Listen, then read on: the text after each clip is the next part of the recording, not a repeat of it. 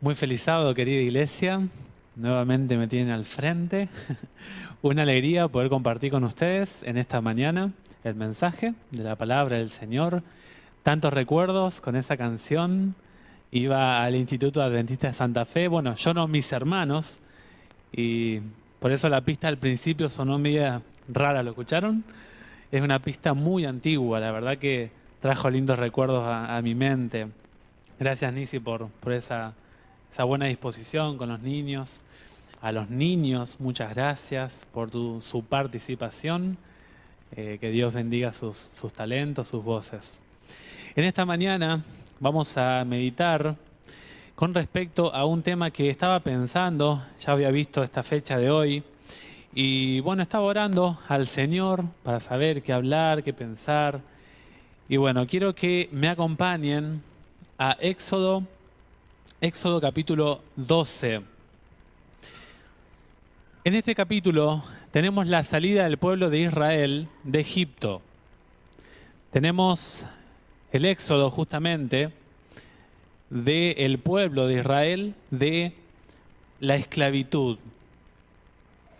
Y vamos a leer el versículo 37 en adelante.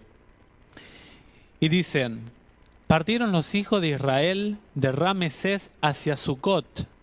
Eran unos 600.000 hombres de a pie, sin contar los niños. También subió con ellos una gran multitud de toda clase de gentes, ovejas y muchísimo ganado. Cocieron tortas sin levadura de la masa que habían sacado de Egipto, pues no había leudado, porque al echarlos fuera los egipcios no habían tenido tiempo ni para prepararse comida. ¿Saben que titulé el tema de hoy, la multitud mixta? La multitud mixta. La Biblia nos cuenta que cuando el pueblo de Israel salió de Egipto, el pueblo de Israel, el corazón de los hijos de Israel, no salieron solos. Dice la Biblia: también subió con ellos una gran multitud de toda clase de gentes, ovejas y muchísimo ganado. La Biblia dice que cuando el pueblo de Israel salió de Egipto, salieron con ellos un grupo de personas que la Biblia los llama la gran multitud. En Números 11, por ejemplo, la llama la multitud mixta, que de hecho es el título del tema. Y en cada oportunidad que hubo grandes apostasías, o sea, grandes caídas del pueblo, van a ver ustedes que dice: los hijos de Israel y la multitud. Los hijos de Israel y la multitud. Y ahora les voy a nombrar algunas de las grandes apostasías. Si quieren, son conocidas, pero si quieren después investiguenlo.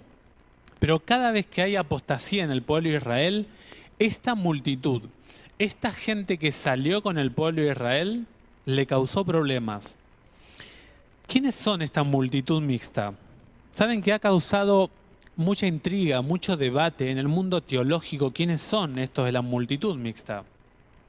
Algunos piensan que podían ser Ixos. Ixos era una serie de comerciantes allá por el siglo XVII a.C.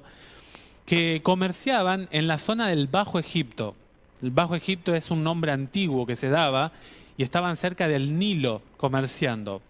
Cuando llegaron los faraones, estos Ixos fueron conquistados por los faraones. Algunos creen que pueden ser ellos. Otros piensan que eran descendientes de varias generaciones de hebreos que se acostumbraron, que se moldearon y se sintieron muy cómodos en la estructura civil y gubernamental de Egipto. Otros piensan que también pueden ser personas egipcias que salieron de Egipto por el caos que había en Egipto. Si nosotros recordamos un poquito lo que estaba pasando en Egipto, saben ustedes que había pasado el día anterior las plagas, las 10 plagas. Egipto había quedado devastado.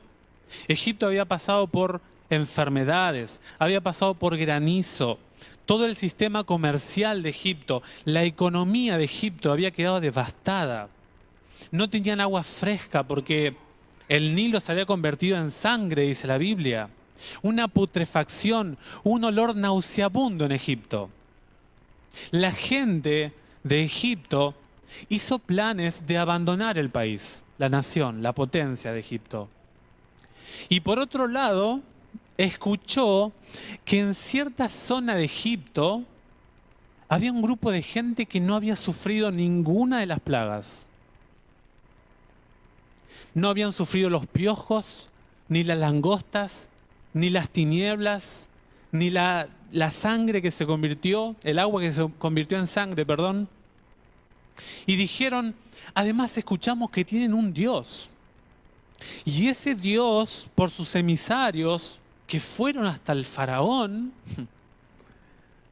le dijeron que Dios, ese Dios se los iba a llevar a una tierra donde no iban a tener que invertir nada en construir ciudades. Ya iban a ir y las ciudades iban a ser conquistadas. Tenemos un futuro asegurado si no vamos con esta gente. Entonces esta gente egipcia dijo, abandonamos nuestro país y nos vamos con esta gente. Pero ¿saben qué? No tenía esta gente a Dios en el corazón. Y el argumento más grande lo da la Biblia.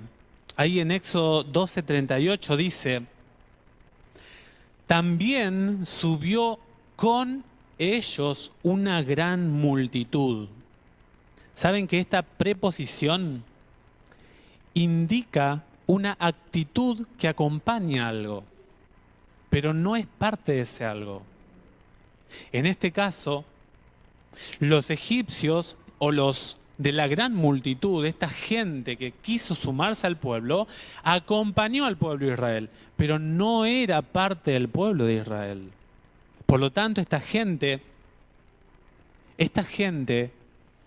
salió de Egipto, pero Egipto nunca salió de su corazón. ¿Saben? Elena G. White nos habla, y de paso, yo creo que Elena G. White es profeta. Más allá de la doctrina nuestra como iglesia, si miran la calidad de sus escritos, la profundidad como escribió esa mujer, ustedes lo pueden comprobar.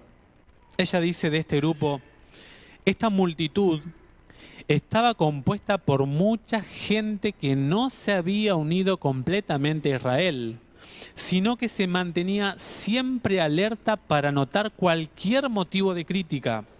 Estaban totalmente dispuestos para cualquier error o cualquier posible desacuerdo, ellos apoyaron. A los quejosos no los satisfacía la dirección que se seguía en la marcha. O sea, estaban en contra del liderazgo del pueblo de Israel y por ende de Dios. Porque miren lo que sigue diciendo ella. Y constantemente se censuraban la manera en que Moisés los dirigía. Estaban en contra del liderazgo, de la cabeza colocada por Dios. Y además dice, aunque sabían que, como ellos mismos, Moisés seguía la nube orientadora. Por lo tanto, no solo estaban en contra del liderazgo humano que Dios había levantado en su pueblo, sino que era una multitud que directamente lidiaba con la propuesta, con el progreso que Dios soñaba con su pueblo.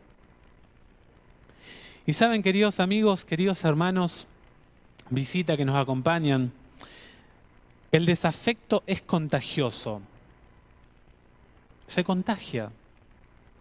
¿No vieron ustedes que en las grandes marchas la gente se suma, la gente aplaude?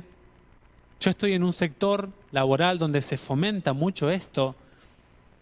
Y saben que la otra vez hubo un paro, una movilización docente, y la gente se sumaba y empezaba a caminar, ¿no? Con los docentes y apoyaban.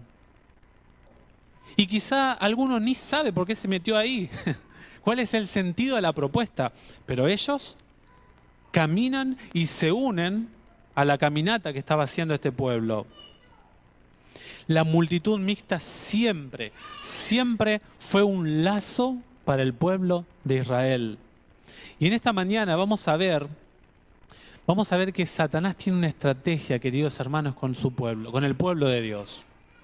Y esa estrategia la ha implementado en toda la historia del pueblo de Dios. En toda la historia, desde que hubo pueblo de Dios, que Dios organizó al pueblo hebreo, siempre Satanás aplicó esta estrategia. Y fue infiltrar al pueblo de Dios. Una de sus estrategias. En esta semana estudiaba el concepto de infiltración. Tiene varios matices esa palabra, pero me gustó mucho y hablaba aquí con Nicia en la parte de la salud.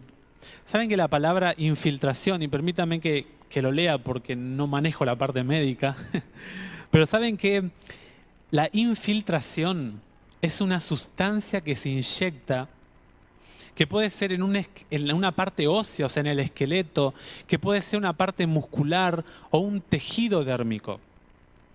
Esa sustancia que se mete, que se inyecta, puede ser un analgésico, un corticoides, pero la función de este líquido, de esta sustancia, es aliviar el dolor.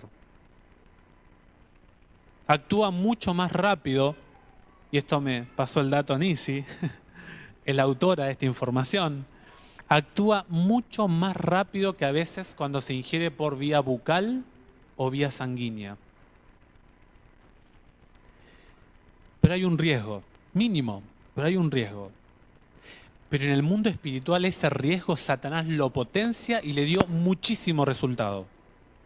¿Saben que cuando se hace una infiltración, el riesgo que existe es que haya infección? Una infección donde llega esa sustancia para calmar el dolor. Si bien el rango, el porcentaje de riesgo es mínimo, pero en el plano espiritual da muchísimo resultado.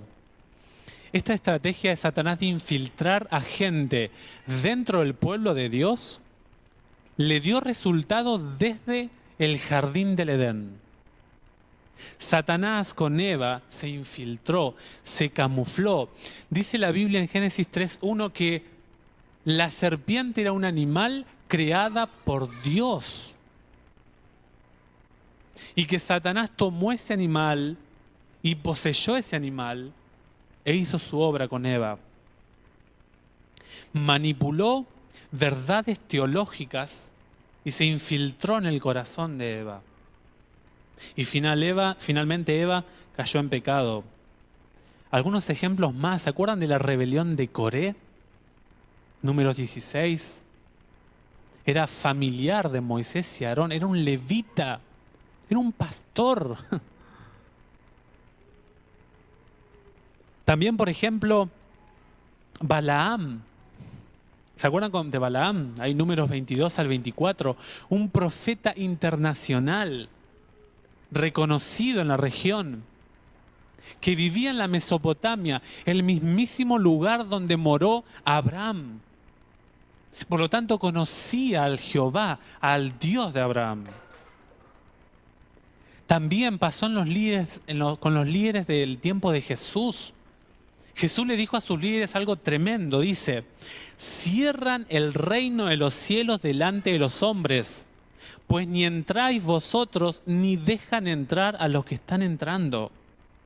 Los mismos líderes de los tiempos de Jesús cargaba a la gente con normas, con reglas, para que la gente no llegue al reino de los cielos. ¿Se acuerdan con Judas? Estamos haciendo un recorrido histórico, ¿no? Algunos ejemplos.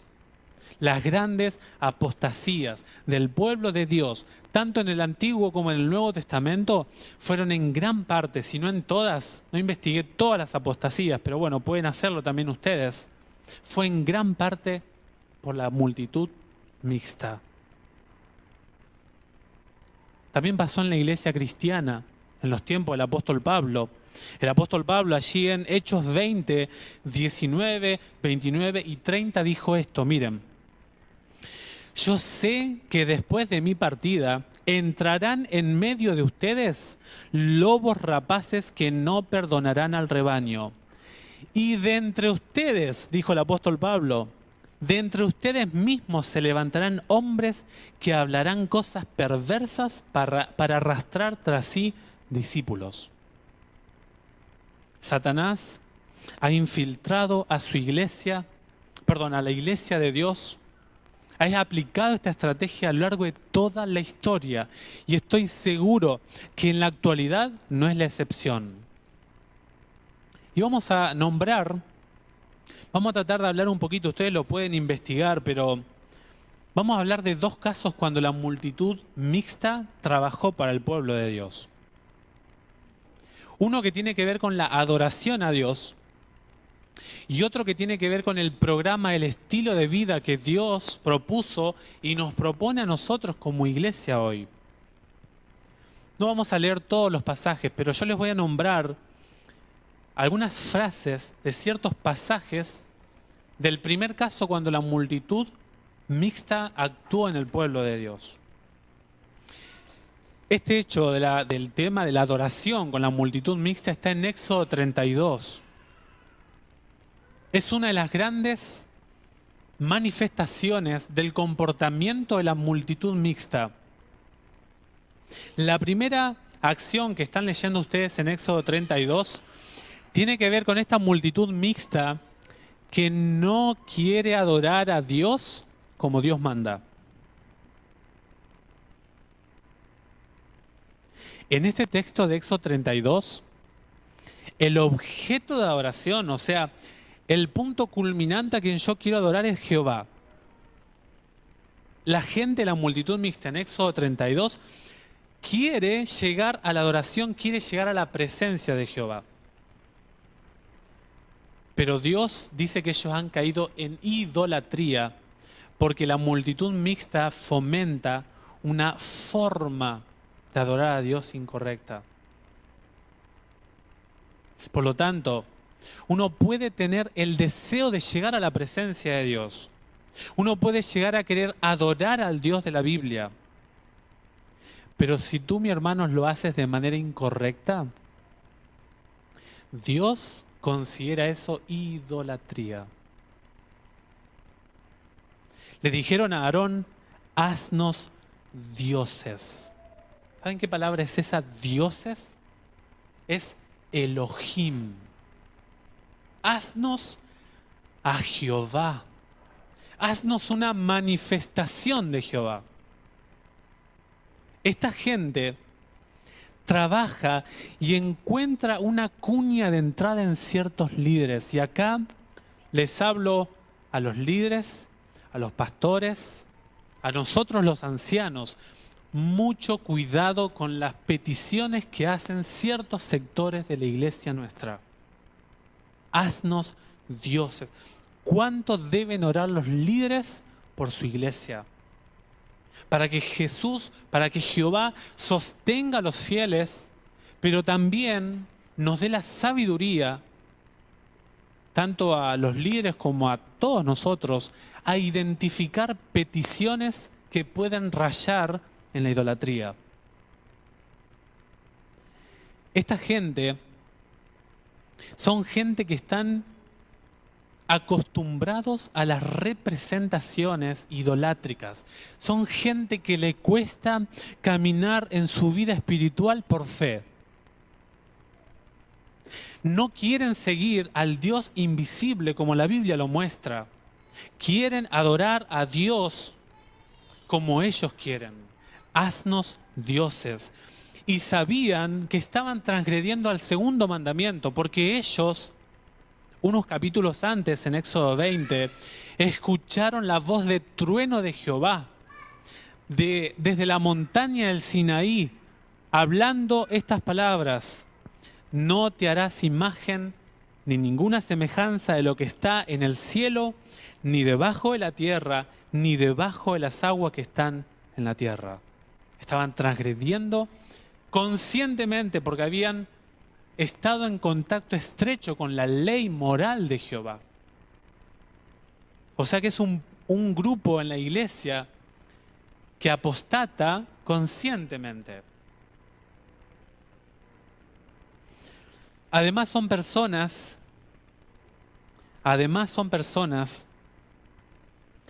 que descargan la adoración que tiene que ir a Jehová hacia otros dioses. No tienen en cuenta los milagros, las intervenciones de Dios en la historia. En el versículo 4 dice, estos son tus dioses. No es Jehová. Están desfigurando la persona y el carácter de Dios. ¿Saben? A esta gente le encanta lo novedoso. Le encanta encontrar nueva luz. Quieren ser autores de una parte nueva del fundamento bíblico. Dice la historia bíblica en Éxodo 32:6, madrugaron, ofrecieron holocaustos y presentaron ofrendas. Son personas que manifiestan fervor y entusiasmo por cosas novedosas. Pero la Biblia dice, querida iglesia, queridos hermanos, que ya hay un fundamento puesto y el fundamento es Cristo. 1 Corintios 3:11. Y finalmente son personas que Dios destruirá. Son personas que Dios finalmente los aniquilará. Cuando Dios estaba hablando con Moisés, le dijo, ve a ver a tu pueblo. Jehová le dice a Moisés que ahora el pueblo le pertenece a Moisés, no a él. Dice, el que tú sacaste de Egipto. Le está diciendo a Moisés, yo ya no acepto más a este pueblo. Y hay una frase en el comentario bíblico adventista que a mí me gustó muchísimo. Dice esta frase, el odio al pecado es inherente al carácter divino. Se la repito, el odio al pecado es inherente al carácter divino. ¿Qué quiere decir esta frase? Que donde está Dios, no se acepta el pecado. Donde está el pecado, la santidad de Dios elimina el pecado de ese lugar.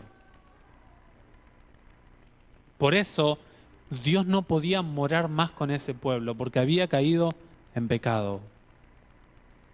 Personas que cuestionan la adoración a Dios y establecen una nueva forma de adoración.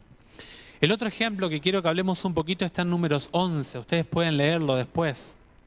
Pero saben que en Números 11 se cuenta, y acá lo dice explícitamente la Biblia.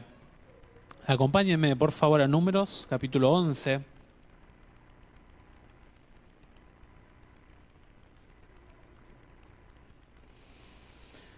Saben que según la Biblia, la organización que tenía el santuario terrenal era de que estaba el sistema de oración en el centro, luego al este estaba la carpa de los líderes, de los levitas, de los coatitas, ¿no? Y alrededor estaban en cada punto cardinal 3 tribus. Pero saben que según, ustedes lo pueden leer después, pero número 2, habla de que los extranjeros debían vivir en los extremos de la organización que Dios había dado al pueblo. ¿Saben que ahí en Levítico 24:10 hay un joven extranjero que ingresa al pueblo y Dios castigó a ese joven? Ahí después lo pueden leer, Levítico 24:10. ¿Saben? Dice la Biblia que de los extremos vino la apostasía que describe Números 11. Dice allí Números 11:1. Aconteció que el pueblo se quejó a oídos de Jehová, lo oyó Jehová y ardió su ira. Se encendió entre ellos un fuego de Jehová que consumió uno de los extremos del campamento. ¿Dónde comenzó la apostasía? En la multitud mixta. Y es clarito después el texto en el versículo 4. La gente extranjera que se mezcló con ellos se dejó llevar por el hambre. personas que se manejan según los impulsos de su carne. Se dejaron llevar. Dice el versículo 5, nos acordamos. Esa es una memoria selectiva. Saben que la palabra en hebreo ahí es sacar. Es muy interesante esta palabra porque indica de que yo recuerdo lo que a mí me agrada. No es un recuerdo completo de todos los eventos, sino que retengo y en ciertos momentos resalto ciertos eventos que me han pasado porque me interesa recordarlos por algo en el presente. Bueno, por eso a veces es difícil traducir una palabra. Pero noten que dice el versículo, nos acordamos. Tengo el deseo de recordar esto. Recuerdo mi vida pasada. Recuerdo mi vida en Egipto. Recuerdo lo que era Egipto y siento agrado. Es interesante también que en el versículo 4 dice, se dejó llevar. Se dejó llevar. Una persona que se maneja por sus impulsos carnales. Dice el versículo 4, ¿quién nos diera? ¿No reconocen a Dios como el dador? No están aceptando el programa alimenticio de Dios. Están en contra, no solo de la adoración, como en Éxodo 32, sino que están en contra del estilo de vida saludable que Dios quería para su pueblo y quiere por ende.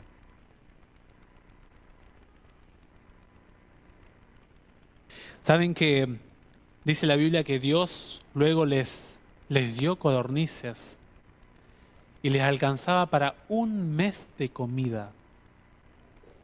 Dice allí, Números 11:32, que el que menos recogió 10 montones. Se dejaron manipular por la codicia. Dice Elena G. de White, Dios se proponía suplirles alimentos más apropiados a sus necesidades que el régimen estimulante al que muchos se habían acostumbrado en Egipto. Son personas quejosas que tienen el apetito pervertido. Dios quería transformar el paladar de su pueblo al programa inicial dado en el jardín del Edén. Estas personas no entienden, no alcanzan a discernir que la prohibición de Dios es para su propio bien. Y veían la prohibición de Dios como algo injusto, algo cruel. Y otra de las estrategias de Satanás es jugar con los gustos de la gente. Jugar con los gustos de la humanidad. Y acá permítanme hacer alguna aplicación a nosotros. Puede ser que has dicho alguna vez, o lo has pensado, que cuando alguien habla de la reforma pro salud, o sea, el programa de alimentación que Dios quiere para su pueblo en la actualidad, pienses palabras como legalista, extremista. Esos son rasgos del espíritu de la multitud mixta. El programa de Dios para la humanidad, y uno dice, bueno, Ezequiel, yo soy argentino, crecí comiendo carne, no me puedes acostumbrar a eso. Te tengo que decir de todo corazón, y yo estoy luchando con esto también, ojo, esto es para mí primordialmente. No es que les digo a ustedes y yo no lo hago. Pero tienes que pedir a Dios que cambie tu paladar. El programa de alimentación que Dios ha dado al pueblo adventista por medio de Elena G. de White es un programa que tiene el único propósito de que tú vivas feliz, de que tú tengas una comunión mucho más estrecha, de una calidad mucho más elevada con Dios. El programa de salud que tiene nuestra iglesia no es para que tú vivas 300 años. No es para que no te enfermes nunca. Y dicen, era adventista, era vegetariano y le agarró un cáncer de estómago. Ese no es el sentido de la reforma pro salud. Tampoco es para que tengas una forma esbelta en el cuerpo, que de hecho ayuda, ¿no? Pero no es el centro. El centro es que a nivel neuronal el ser humano se comunica con Dios. Y dependiendo de lo que tú consumas, vas a poder encontrar mayor plenitud o no en la presencia de Dios. Ese es el sentido de la reforma adventista. No estoy diciendo que un carnívoro no va a entrar al cielo, no me entiendan mal. Pero sí te tengo que decir que si tú consumes carne y si yo consumo carne, te va a ser mucho más difícil vencer tus tendencias pecaminosas. Vas a tener una lucha mucho más aguerrida si eres de consumir este tipo de carnes, este tipo de alimentos que vemos aquí en Números, capítulo 11. Y es muy probable que no venzas. Que no venzas. Lo hizo con Eva. Trabajó sus apetitos. Lo hizo con Cristo. Y Jesús dijo, no solo de pan vivirá el hombre. El ser humano encuentra vida, dijo Jesús, en la palabra de Dios. Tenemos que hacer aplicaciones a nosotros. Yo creo sinceramente que la iglesia adventista es el Israel moderno de Dios. Con esto no estoy diciendo que solamente en la iglesia adventista hay salvación, no me entiendan mal. Pero sí estoy diciendo que a nivel profético, y si tienes duda de esto que estoy diciendo, investígalo. Pero a nivel profético, Dios levantó esta iglesia con un propósito. La iglesia adventista no es una iglesia más del montón. Pero en nuestra iglesia también hay dos tipos de creyentes.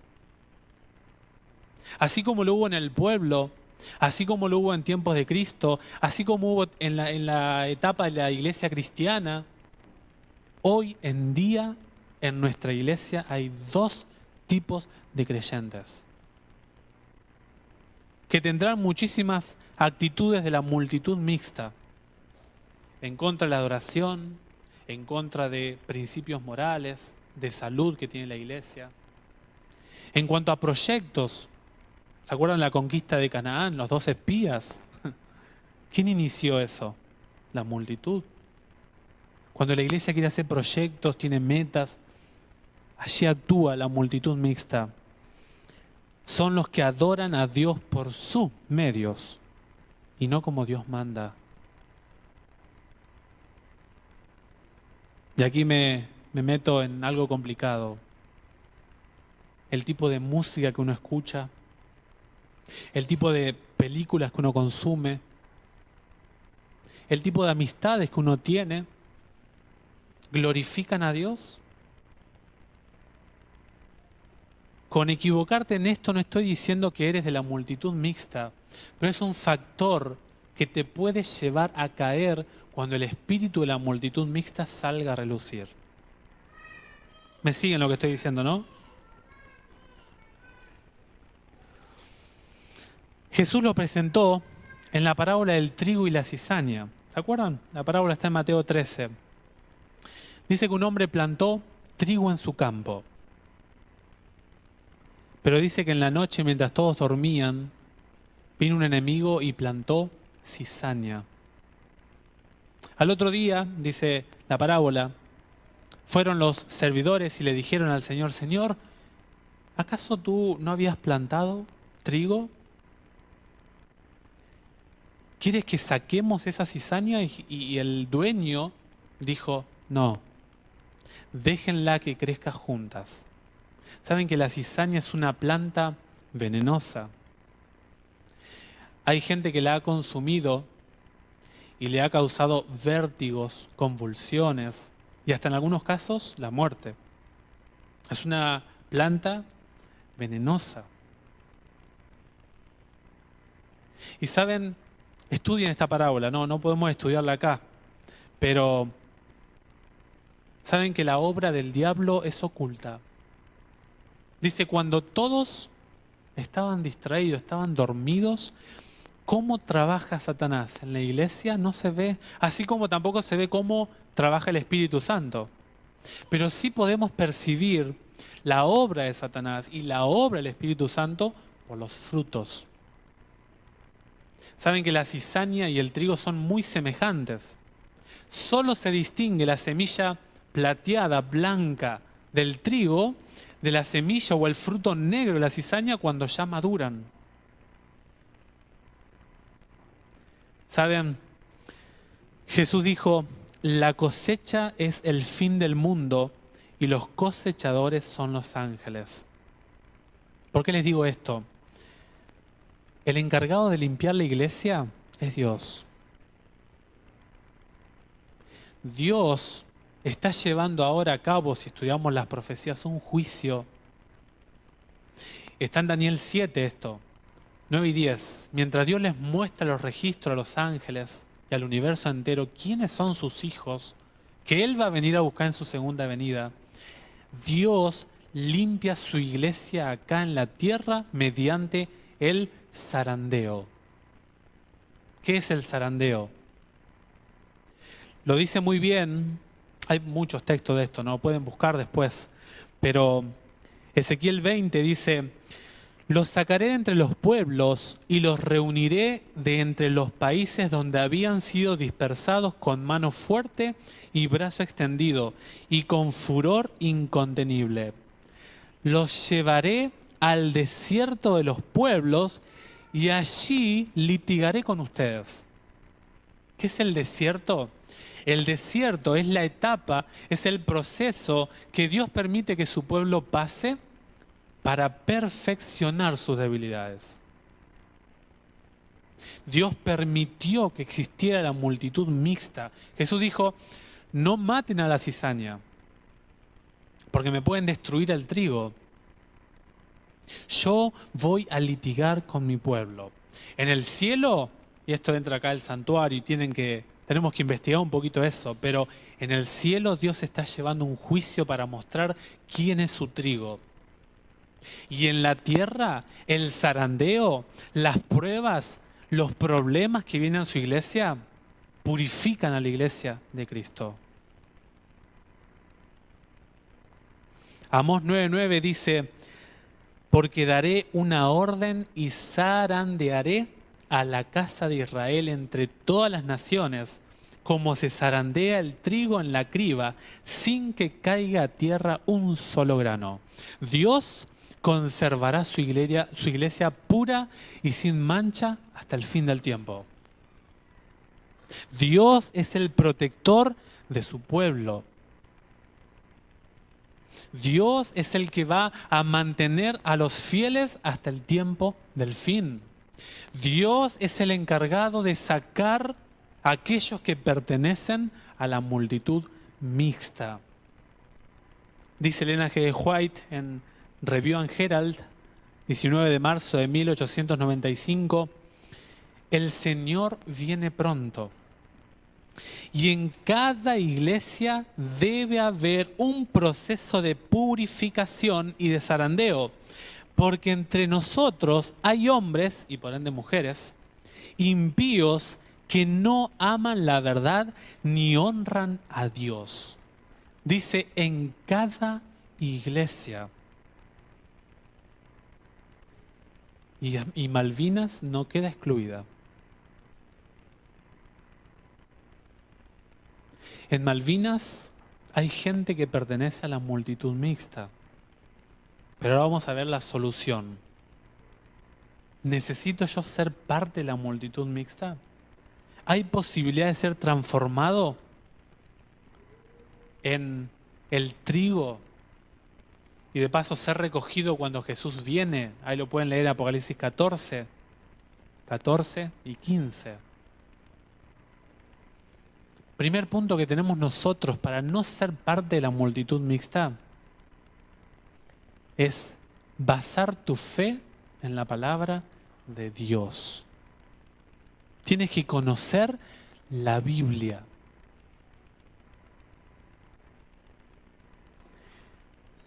Dice el versículo ahí de Romanos 14, 12 y 13. Por lo tanto, cada uno de nosotros tendrá que rendir cuenta de sí mismo a Dios. Cada uno de nosotros deberá dar cuenta, deberá dar fe de lo que creyó y lo que no creyó ante la presencia de Dios. Otro elemento que tiene que hacer la iglesia es no trates de señalar a los posibles candidatos de la multitud mixta. No trates de señalarlos, no trates de limpiarlos. La limpieza no la hará un sermón, la limpieza no la hará una junta de iglesia, la limpieza no la hará una semana de oración, la limpieza no la hará la escuela adventista. La iglesia será purificada por Dios. Dice Romanos 12 y 19, queridos míos, no hagan justicia por sus propias manos, antes bien den lugar a la ira de Dios. Porque está escrito, yo castigaré, yo daré la retribución, dice el Señor. No gastes energía en señalar quién es de la multitud mixta. Primero reafirma tu fe en la palabra. Después, Dios hará justicia y limpiará su era. Entonces la iglesia no puede disciplinar, no tiene ninguna responsabilidad. La iglesia, como iglesia tenemos una responsabilidad. ¿Saben cuál es nuestra responsabilidad?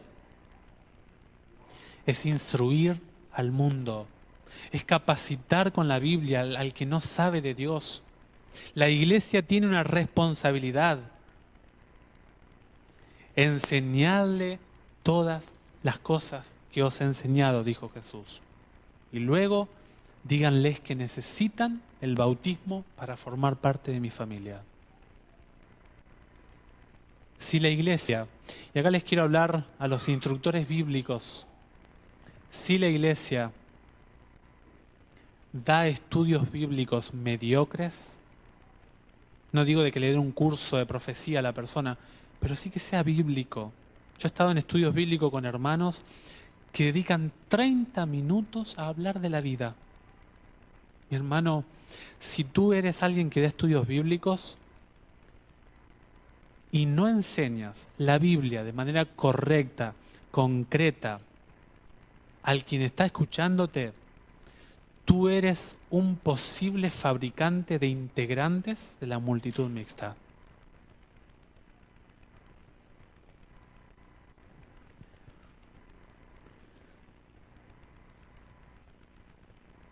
Queridos hermanos, también quiero hablarles a aquellas personas que están recibiendo estudios bíblicos. Yo veo algunas visitas. Si por ahí ustedes están en la iglesia adventista y no la conocen, investíguenla. No estemos en la iglesia por un pastor, por un anciano que me cae bien. Estemos en la iglesia por un escrito está. Por un así dice Jehová. Si usted está recibiendo estudios bíblicos, lastime a su instructor con preguntas.